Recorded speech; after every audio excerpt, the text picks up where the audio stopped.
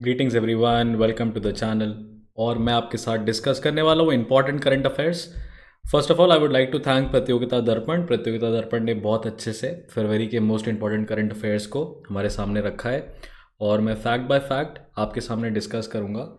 जिन भी लोगों को दिक्कत होती है करंट अफेयर्स को खुद से पढ़ने में, वो इस वीडियो को देख के काफ़ी मदद हो सकती है उनकी और काफ़ी चीज़ें उनको आसान लगेंगी। जहाँ तक बात है कि ये क्या कॉपीराइट का वायलेशन है, तो देखिए ये किसी भी तरह का पेड कंटेंट नहीं है, ये फ्री में अवेलेबल है। मैं बिल्कुल भी एंकरेज नहीं करूँगा कि इस पर्टिकुलर प्रतियोगिता दर्पण के मैं पीडीएफ को किसी भी तरीके से डिस्ट्रीब्यूट करूँ। मैं इसका कोई चार्ज नहीं ले रहा हूँ और मैंने ये पीडीएफ जो स्कैन्ड वर्जन है इसको कहीं पे भी अटैच नहीं किया हुआ है। तो मैं ये एजुकेशनल पर्पज़ के लिए, क्योंकि हमारे बहुत सारे बच्चे हैं जो प्रतियोगिता दर्पण जैसी मैगज़ीन का रेलेवेंस नहीं समझ पाते हैं या उनको लगता है कि ये मैगज़ीन वर्दी नहीं है, इनफ नहीं है। मेरा मानना है, मैं पिछले 2 साल से बहुत लॉयल्टी के साथ इस मैगज़ीन को फॉलो कर रहा हूँ और इसमें लार्जली सारे current affairs to the point होते हैं। क्योंकि इसका यूज़ सिविल सर्विसेज के एग्ज़ामिनेशन के लिए स्टूडेंट ज़्यादा करते हैं, बिकॉज ऐसे पॉइंट ऑफ व्यू से चीज़ें इसमें रहती हैं। तो नेचुरली कोई भी गवर्नमेंट का एग्ज़ाम हो या कोई भी ऐसा पेपर हो जहाँ करंट अफेयर्स का रिलेवेंस है, वहाँ पे प्रतियोगिता दर्पण is very very handy, right. तो इसमें जो टॉपिक्स अभी नेशनल न्यूज़ आए हैं वो हम डिस्कस करते हैं बहुत शॉर्ट में। तो इस चैनल को तुरंत सब्सक्राइब कर लें। आप वीडियो को लाइक करें चाहे ना करें, प्लीज़ चैनल को सब्सक्राइब कर लें। हम बहुत सारे इंपॉर्टेंट करंट अफेयर्स फ्री में आपको यहाँ पे बता देते हैं। तो ये इशू जो है ये आपको मार्च का इशू है और इसमें आपको जो करंट अफेयर्स मिलने वाला है, सॉरी अप्रैल का इशू है। इसमें जो करंट अफेयर्स आपको मिलने वाला है वो फेबररी के हैं लार्जली, राइट। तो सबसे पहले E20 जो इथेनॉल ब्लेंडिंग की बात की गई है पेट्रोल में, तो वो वाला टॉपिक हम देखेंगे। सुप्रीम कोर्ट ने चार्जशीट को प्राइवेट डॉक्यूमेंट्स कंसीडर किया है, इस पर सुप्रीम कोर्ट का जजमेंट आया है। एशिया का largest helicopter production factory inaugurate हुआ है कर्नाटका में, वो टॉपिक हम देखेंगे। एरो इंडिया 2023 का 14th एडिशन हुआ है बेंगलुरु में।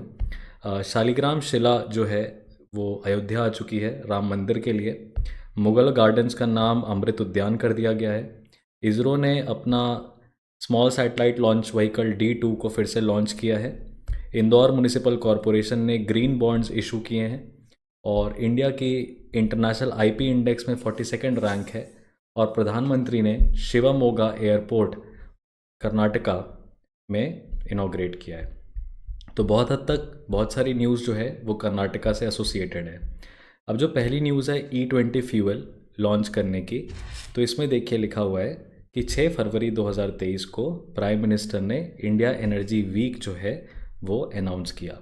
तो सबसे पहला पॉइंट जो हम लिखेंगे अपने करंट अफेयर्स में वो यही लिखेंगे, फर्स्ट फैक्ट, कि जो इंडिया एनर्जी वीक है, इंडिया एनर्जी वीक, ये बेंगलोर में किया गया, इंडिया एनर्जी वीक, राइट। तो ये हमारे लिए फैक्ट हो गया। कर्नाटका में जो कि 6 से 8 फरवरी को हुआ। इंडिया एनर्जी वीक का पर्पस क्या है? बेसिकली एनर्जी ट्रांजिशन में इंडिया को एक अपनी इम्पोर्टेंस बतानी है। अब एनर्जी ट्रांजिशन का मतलब क्या होता है? सिंपली है कि आप अभी हम लोग फॉसिल बेस्ड एनर्जी पे ज़्यादा रिलाई करते हैं, that is coal and petroleum. तो एनर्जी ट्रांजिशन में हम ग्रीन एनर्जी की तरफ चेंज हो रहे हैं, यानी कि ग्रीन एनर्जी वो हो सकती है जिसमें कि कार्बन एमिशन बिल्कुल ज़ीरो हो। तो इसमें बहुत सारी एनर्जी हो सकती है। अब ज़रूरी नहीं है कि ग्रीन एनर्जी रिन्यूएबल ही हो, राइट। ग्रीन एनर्जी भी नॉन रिन्यूएबल हो सकती है, लेकिन ग्रीन एनर्जी हमेशा नॉन फॉसिल बेस्ड होगी, ये याद रखेंगे। All right. इसमें इंडिया ने E20 फ्यूल अपना लॉन्च किया है। E20 का मतलब है, जो 20 है वो परसेंटेज बता रहा है कि पूरे पेट्रोल में 20% कॉम्पोनेंट जो है वो ऑर्गेनिक होगा, यानी कि इथेनॉल होगा, राइट। इंडिया ने ग्रीन मोबिलिटी रैली भी फ्लैग ऑफ की, जिसको किसने ऑर्गेनाइज किया था? हिंदुस्तान पेट्रोलियम कॉरपोरेशन लिमिटेड ने ऑर्गेनाइज किया था green mobility rally.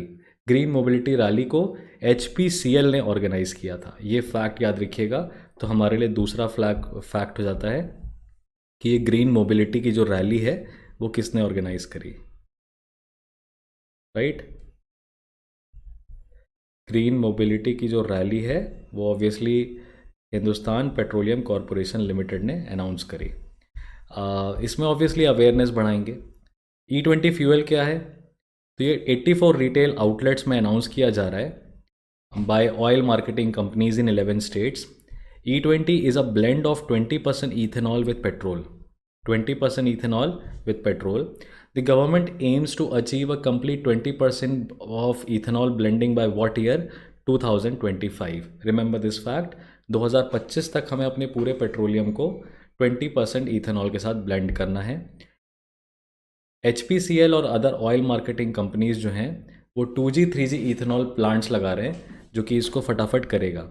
Ethanol blending programme में भी a key focus area of the government to achieve आत्मनिर्भरता in the field of energy. Government के सस्टेन एफर्ट्स की बात करें तो अभी हमारा इथेनॉल प्रोडक्शन जो कंट्री में है वो 6 गुना बढ़ चुका है पिछले 8 सालों में। यानी कि हम एक बहुत हद तक ट्रांसफॉर्म कर रहे हैं अपने पूरे के ऑयल डिपेंडेंसी को। Achievements in the course of last 8 years under ethanol blending program and biofuel program have not only augmented India's energy security but also resulted in a host of other benefits, including reduction of 318 lakh metric tons of carbon dioxide emissions and foreign exchange savings of around 54,000 crore.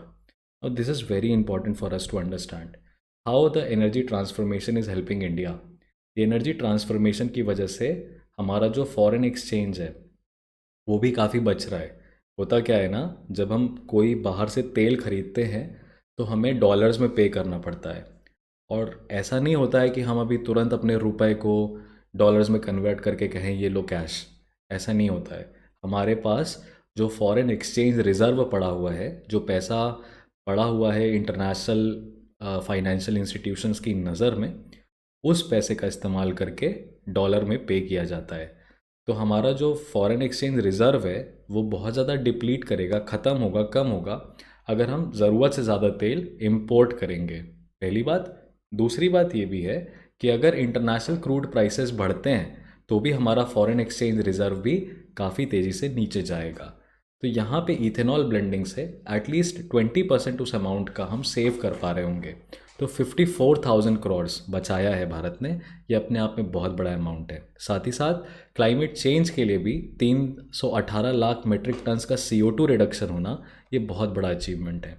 तो कुछ facts के बारे में यहाँ पे बात कर लेते हैं, लेकिन उसके पहले एक चीज़ देखिए, यहाँ पे काफ़ी अच्छी बात है कि किस तरीके से इथेनॉल ब्लेंडिंग से हमारे किसानों को भी उनकी इनकम में फ़ायदा हो रहा है। ये जो इथेनॉल है इसके प्रोडक्शन पे आपको जाना रहेगा बैकग्राउंड में। जो इथेनॉल का प्रोडक्शन हो रहा है वो गन्नों से हो रहा है, राइट। तो जो गन्नों से हो रहा है, शुगर मोलासिस कहते हैं। तो जो गन्नों की खेती करने वाले जो किसान हैं उनको काफ़ी फ़ायदा होगा। तो यहाँ पे लिखा हुआ है 81,800 करोड़ का पेमेंट हो चुका है अभी तक 2014 से 2022 में। 49,000 करोड़ रुपीस फार्मर्स को डिस्ट्रीब्यूट किया जा चुका है, क्योंकि वो गन्ने ला के दे रहे हैं और उससे इथेनॉल बन रहा है। बायोफ्यूल कहते हैं इसको। तो प्राइम मिनिस्टर ने ग्रीन मोबिलिटी रैली ऑर्गेनाइज़ की है।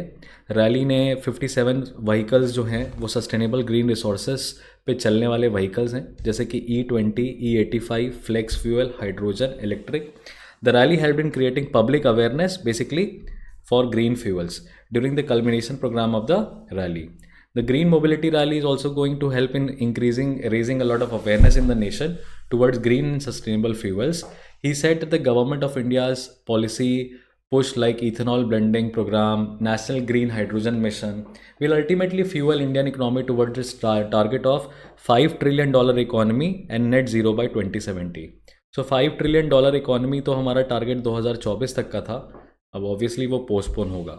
दूसरी न्यूज़ पे आते हैं। सुप्रीम कोर्ट ने चार्जशीट को प्राइवेट डॉक्यूमेंट्स की तरह कह दिया है। अभी चार्जशीट क्या होती है पहले तो ये समझ लीजिए।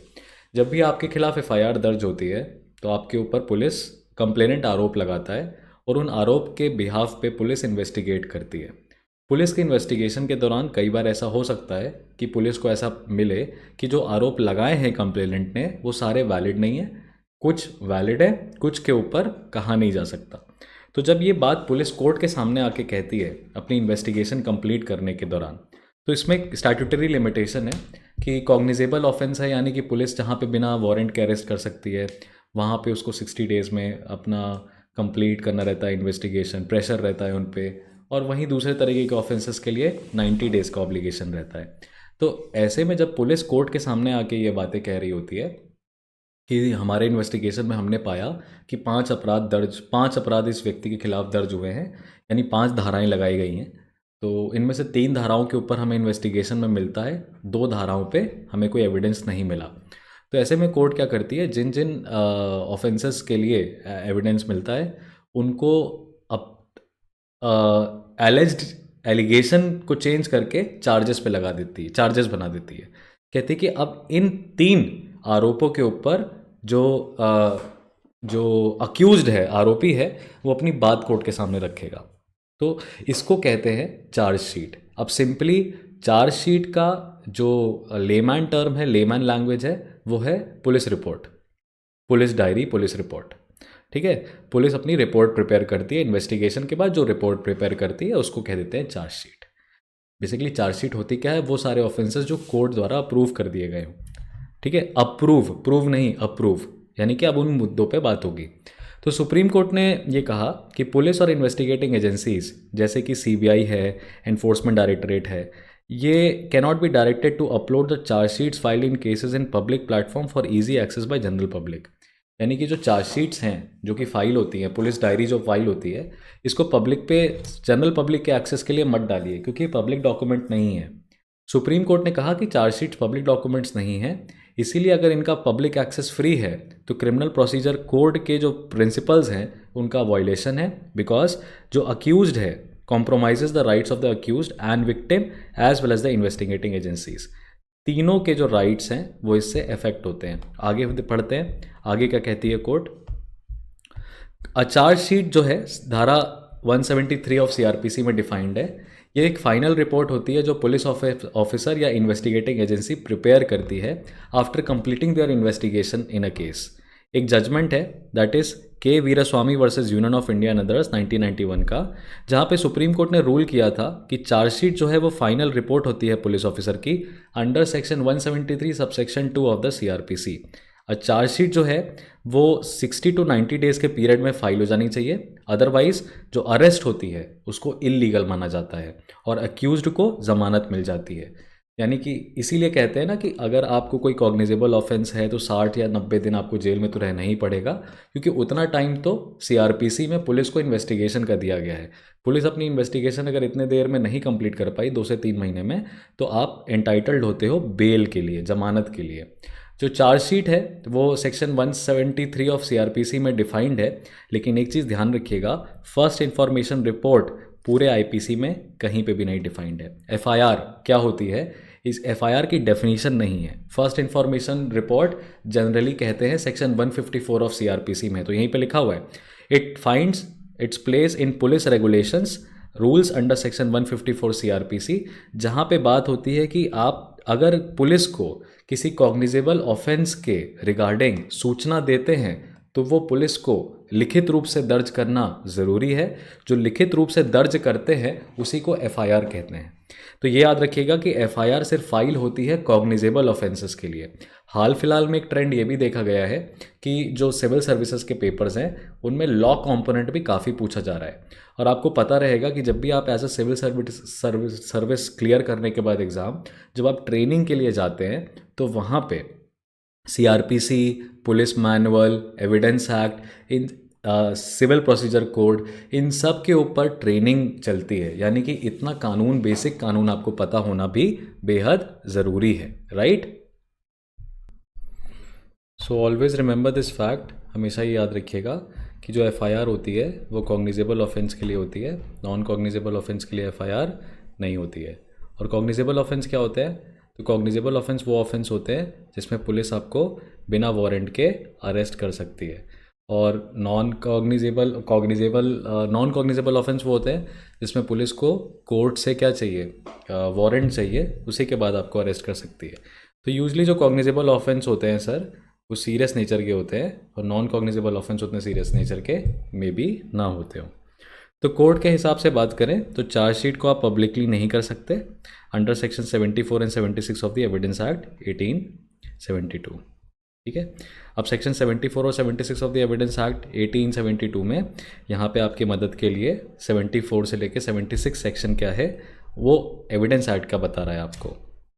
सेक्शन 74 कहता है कि पब्लिक डॉक्यूमेंट्स ऐसे डॉक्यूमेंट्स होते हैं जो कि एक्ट्स रिकॉर्ड्स किसी सॉवरेन अथॉरिटी के हों, तो किसी ऑफिशियल बॉडी के, ट्रिब्यूनल्स के या पब्लिक ऑफिस के, लेजिस्लेटिव, जुडिशियल या executive in any part of India, Commonwealth और अ फॉरेन कंट्री। कोई भी ऐसा डॉक्यूमेंट जो कि सरकारी दस्तावेज हो, जो कि सरकारी दस्तावेज यानी सरकार की एक्टिविटीज़ को, सरकार के किसी भी ऑर्गन की एक्टिविटीज़ को, किसी भी बॉडी के एक्टिविटीज़ को बताए या रिकॉर्ड हो उनका, उसको पब्लिक डॉक्यूमेंट कहते हैं। इसमें कोई भी ऐसा डॉक्यूमेंट आ सकता है जो कि स्टेट अपने पास रखे, यानी कि कोई भी ऐसा प्राइवेट डॉक्यूमेंट जो स्टेट अपने पास रखे वो भी पब्लिक डॉक्यूमेंट हो सकता है।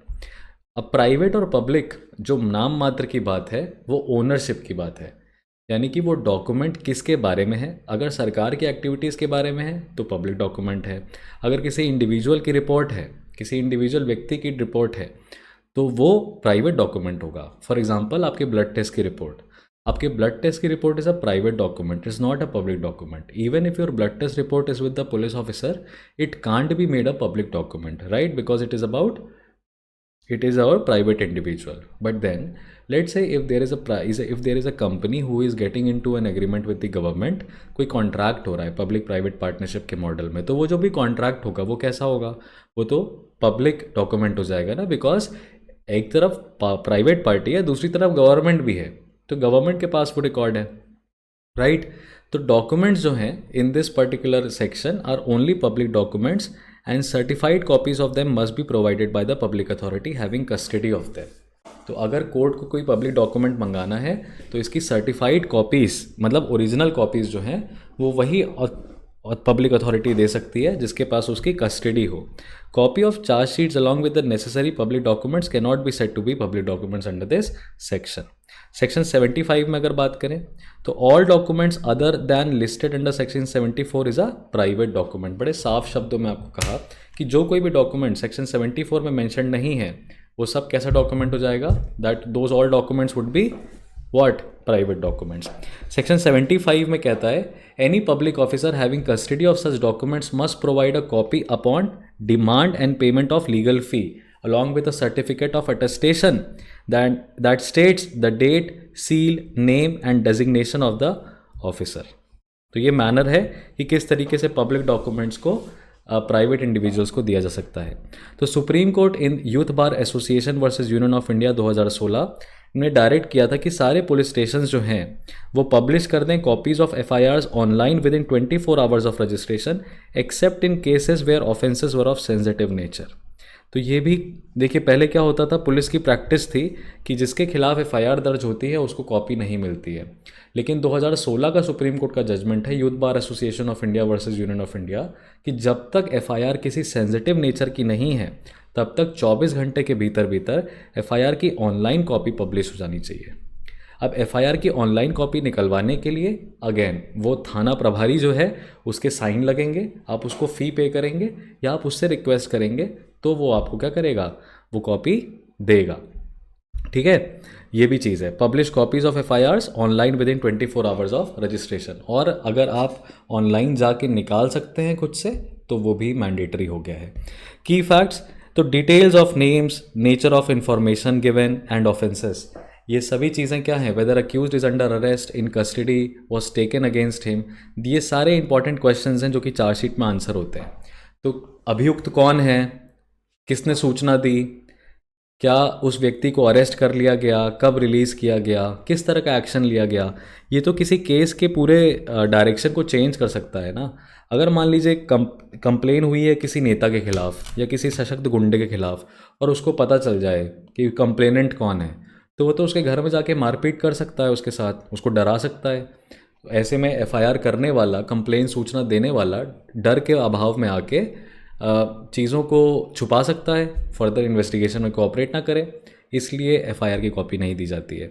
जो चार्जशीट है वो फाइनल रिपोर्ट है जो कि एंड ऑफ द इन्वेस्टिगेशन में फाइल होती है, लेकिन एफआईआर जो है वो सबसे पहले फर्स्ट इंस्टेंस में फाइल होती है, क्योंकि पुलिस को अपराध के बारे में सूचना दी जाती है, जैसे कि रेप, मर्डर, किडनैपिंग, ये सभी एक तरीके के कॉग्निजेबल ऑफेंस होते हैं।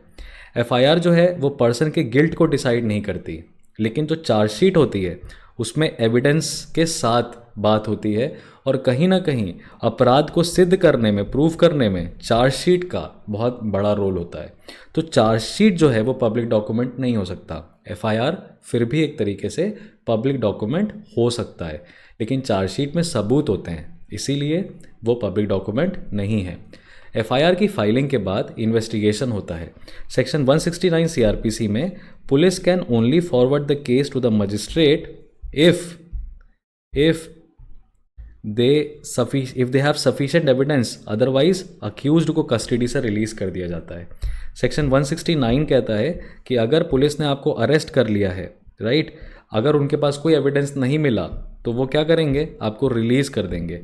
According to section 154 sub section 3 of CrPC, अगर a person is aggrieved by the refusal of authorities to file an FIR, they can send the complaint to the superintendent of police, who will either investigate himself or direct it to any other subordinate officer. Very important right, जो कि आम जनता को नहीं पता होता है कि क्या करना चाहिए अगर पुलिस वाले आपकी FIR दर्ज करने से मना कर दें।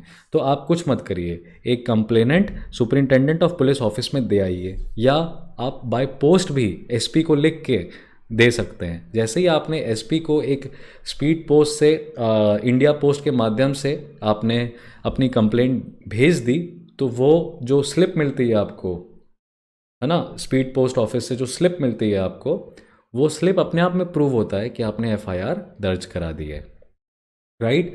तो ये आपका अधिकार है सेक्शन 154 सब सेक्शन 3 में। तो ये पूरी बात हो गई लीगल तौर पे चार्जशीट की, FIR की।